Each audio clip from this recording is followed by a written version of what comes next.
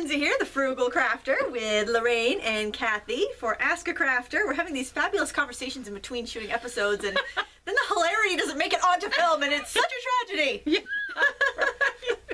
So I probably do a little too much. There's too much stuff we can't put on YouTube. We're too classy. Yeah, that's it.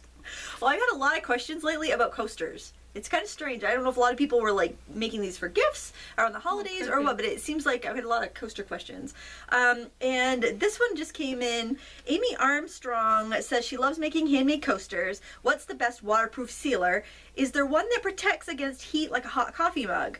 Now that's the thing. If you're making your coasters, a lot of people like to use Mod Podge or even like a Krylon spray, which is what I usually use, but they're for cold drinks and they work just fine for that. And some people use like Envirotex Light, which is a resin, which is very durable, but I don't know if it would really hold up to the heat. I think the heat might actually soften it a little bit. But you can use Rust-Oleum Outdoor Heat Resistant Sealer for this. You can get it clear, and I would take it outside on a non-windy day and spray it. Maybe do a couple thin coats, and you should be all set. So if any of you guys have been making trivets, either on tile coasters or wooden coasters, and you want to get that heat resistant, even if it's just for a coffee mug, I think you want to make sure it's tile if you're going to put like a hot pan on it. But even for a coffee mug, because if you do like Mod Podge or a water-based sealer, some will be fine. Like probably a Minwax polyacrylic will be fine for like a coffee mug. I wouldn't put like a hot pan on it. But if it's like Mod Podge never really completely cures. Like if you have used Mod Podge on a brush and you stick it in it gets hard, and you stick it in the water, it'll eventually soften up and you can get most of it out. That won't happen with like a polyacrylic or like a real sealer. So you want to make sure you have something that's really strong, and the Rust-Oleum Outdoor Heat Resistant Sealer will do that. I wanted to make sure I was going to forget that. I knew I was going to forget what the product was if I didn't have it on my little note card and write it down. So I want to let the record show Rust-Oleum Heat Resistant Sealer for your coasters and tiles. All right, Lorraine, what do we got? Oh my goodness, I can't say this name. Maki Ujehoven. Maybe it's like a Norwegian name? Yeah, sounds like. Sorry if we've butchered that. I'm sure it's lovely. I'd like to see how you store your alcohol markers. I heard flat is best, but then there are brand solutions that store them vertically, so I'm confused. I think a lot of the storage that have them upright, like the art bins, I think you still probably want to flip it on its side when you're not using it. I can actually just tip this camera over so you can see, because it's right on the bench. If you guys are looking at the monitor, can you see if the markers are in the frame? Yes. They are? Pretty much. Pretty much. Let me see it from this angle. There we go. Yeah, I've got these little bins here. They were from a scrapbook store, and they sold pens in them, and this is another steal of a deal. I got this for $5 each. And you can see I have all my alcohol markers here sorted by color, flat. I have all my watercolor markers here sorted by color, flat. So both ends, and these are all dual tip markers, so both ends stay nice and juicy. And that works out really well for me. You could build something out of foam core or wood or gutter, like pieces of gutter, like downspout. You can chop it up and make your own very similar storage solution. You don't have to go buy anything. Well, you may have to buy a piece of gutter or a piece of foam core, but you know what I mean. You can DIY it pretty good. House. It's like you can take it off your house. Get your priorities straight.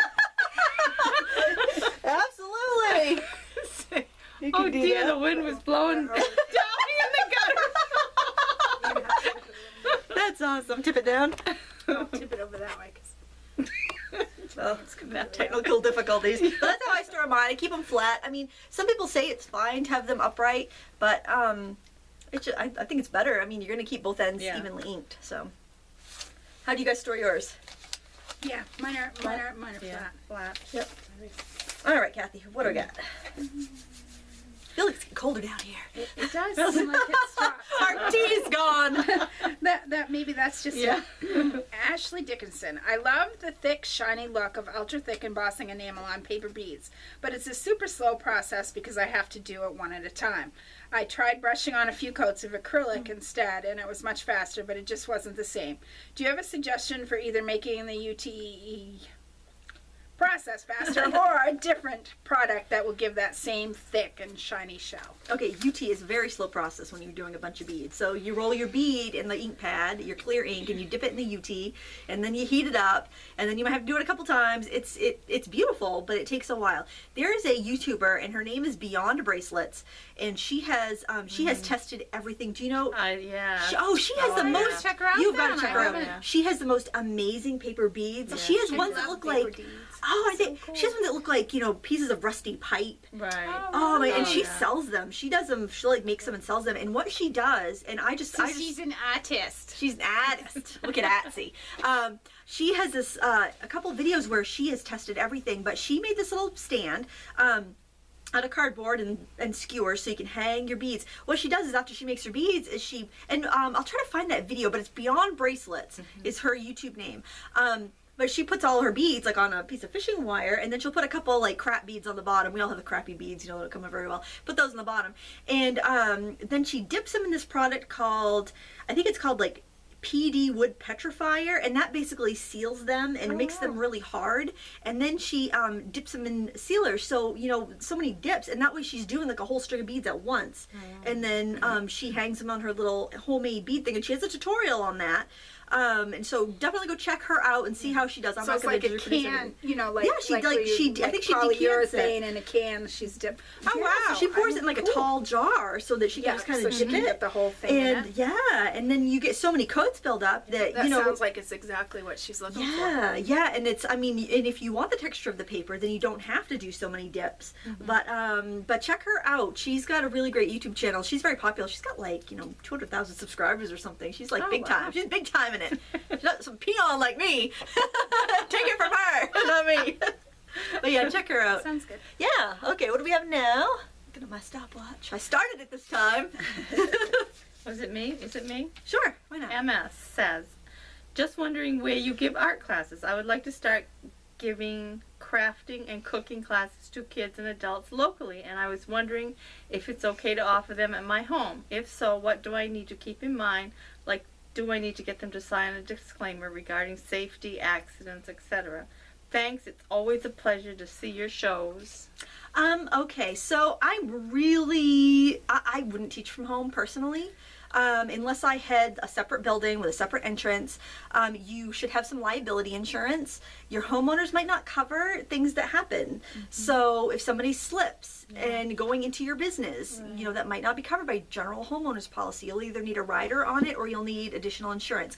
The insurance I used to carry when I was travel teaching and also teaching downtown, I had a studio downtown, was just a general liability policy, and it was fairly reasonable. It was probably about, I think it was like $300 a year or something. It wasn't bad. But then, and this was before 9/11, and then after 9/11, all the insurance rates for everything went up, and my liability was something like $3,000. It was crazy how much it went up. And I think I kept it until I closed my studio, and then I taught at places that had their own liability insurance, so I didn't have to worry about it. But I would really urge you to teach at a public place. If you're just because of the liability, and also you don't want people. Personally, I don't want people in and out of my house all the time. That's just something I'm not comfortable with, especially since I have a family with small children. I just don't want It's your home. Yeah. I mean, it might be different if you're teaching like decorative painting and you are having, a bunch of middle-aged women coming over to your house. That you already. Yeah. It's such a litigious society that, Too bad, but it's true. I mean, I had a friend who taught private lessons to children, and he said even if they're a teenager, they are having an adult come with them. He goes, I'm not even gonna, be in a situation where I'm gonna room alone with a child, just because it's, litigious society. And I think you really need to make sure that you're aware of that. So that would be my first thing, because you don't want to lose your house because somebody slips on ice in your driveway and sues you. So I do some classes at the library, but I am, this is a library program. It's run by the library. That's all I'm doing currently. I will be doing a class at Heirloom, but again, that is, under their blanket. So that's one thing you have to be concerned with.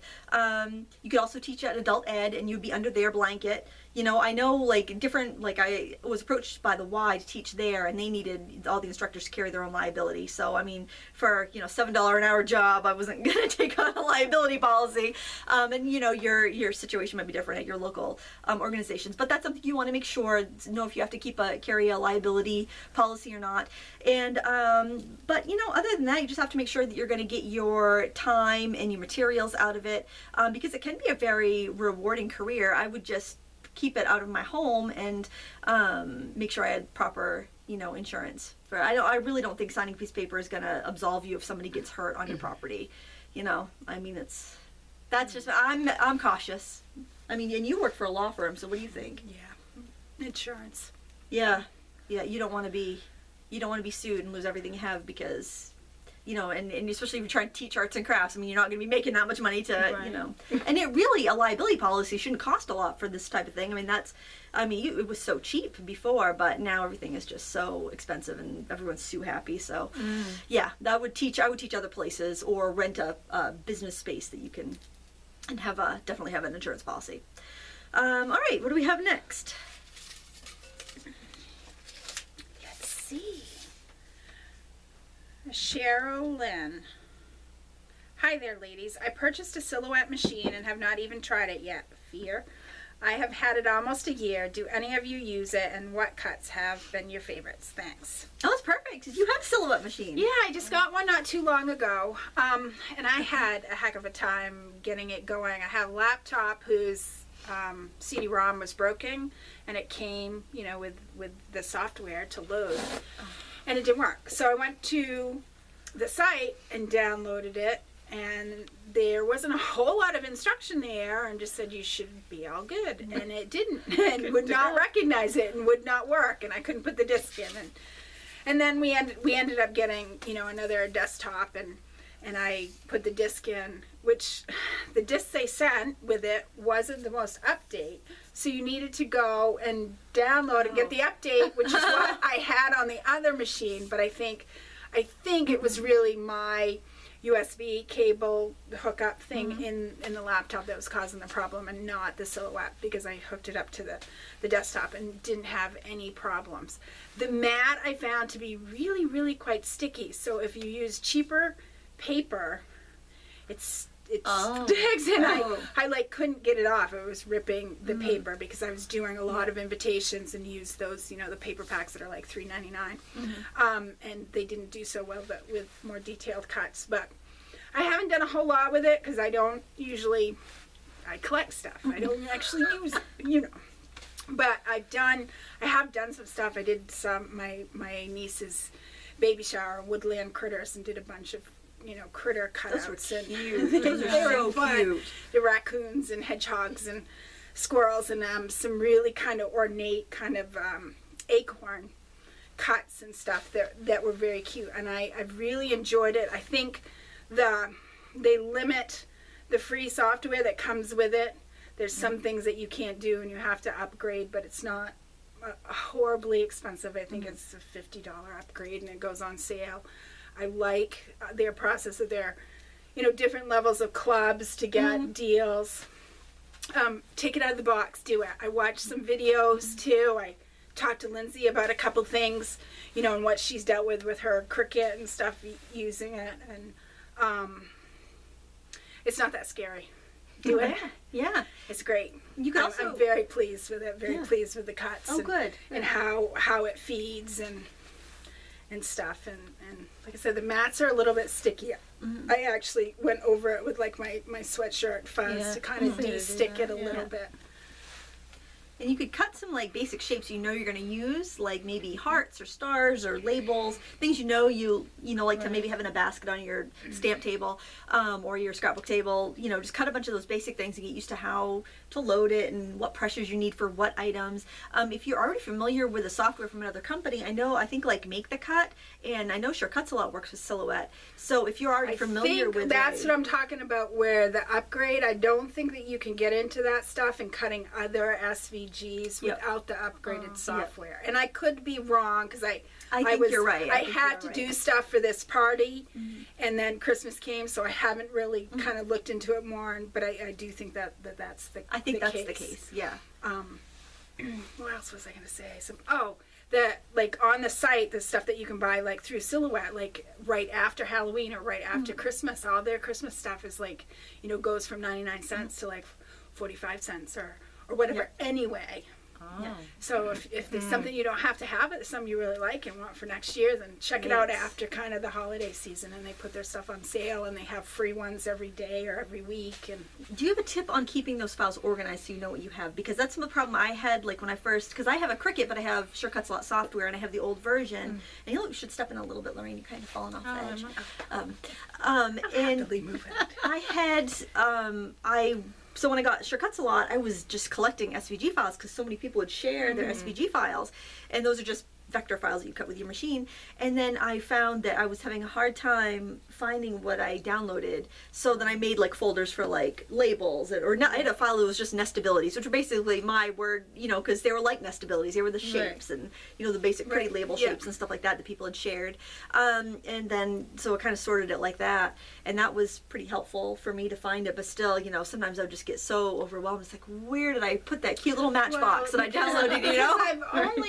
I've only gotten stuff through the Silhouette library. It's kind of under the Silhouette library. And it comes with like 50, and I did already, I put those into folders. And you kind of have to think of it like how your mind works, like how you sort, like your scrapbook paper might be pretty much the same way you'd want to do that. Like if you do it by theme, or if you kind of, and start sorting off the bat so you're not stuck with like, you don't have definitely. Like hundreds or thousands of free, because don't buy 100 downloads. And then be like, oh, now what? No, I can't find that. Is that towards the Spend beginning hours of the screen? Oh yeah, I know. Digital sorting is not my specialty. Oh, so I hope that helped you get going. But yeah, get it out, start using it. If you have any more questions as it arises, I'm sure there's user groups on like Yahoo groups of Silhouette users and stuff, or even ask us. Anybody on here would have used theirs or have more experience, and certainly I do. But try it, you'll like it, I guarantee. Awesome. It's good. All right, let's do one more, Lorraine. Let's see what we have. One more is DDS Paperwork says, can you give some tips on mixing pattern paper? I always struggle with mixing paper, and I would really like to start since I have hoarded enough paper to choke a mule. Oh, me too. I could choke an elephant. Yeah. We can take the whole zoo down. Well, there's a rule, the gallon, quart, pint, where like you might do like, most of one pattern or most of a big pattern, and then do like a little bit of a medium pattern and a little bit of a small pattern. But I don't know, I just kind of like throw it together. Just wing it. Yeah. Wing it. And if you like it, use it. Yeah, exactly. So someone did leave me a really good tip though, and it was regarding quilting, but I think it would also apply. I was just going to say that the same kind of dynamics for like the gallon quart that applies for quilting works the same way. And her tip was like, if a pattern still looks really gaudy, just cut it smaller. And like you can actually, which I would think with the big pattern you want to use more of it so that you can see the whole pattern, but she said cut a piece smaller. Yeah. I usually just kind of play with it. I put my paper down and move it around, and sometimes I find it's a lot easier if I have like a craft base, like craft paper, like that tannish brown color, need to have a resting or black place. or white, and then work off of that. But I love to mix patterns. I think it used to be like, don't mix stripes and florals, don't mix plaids. Mix it, see what happens. Don't glue it yet. Then not gonna hurt anything. But you do want you probably want like a variety, which is like the rule in quilting, which I'm sure Lorraine knows, is like you want a little bit of a bigger pattern, you want a medium pattern, you want like a smaller pattern that can kind of read as a solid to mix, as opposed to having them all flowered, all basically the same size flower, all basically the same kind of tone you want, and then you'll get a much more pleasing, and it won't just be too much variety and repetition. So maybe if you use a little bit of that paper over here, maybe add it as a photo corner, or add it as a little embellishment, or punch a little something out of it or something, so you can tie it all together. Well, I think that does it for us today. I want to thank you guys so much for watching, and if you have any questions, leave them below. Give us a thumbs up and subscribe. Thumbs up really help us. Share it on Twitter and Pinterest and Facebook, and share the love. We'd love to have more people here having fun with us every week.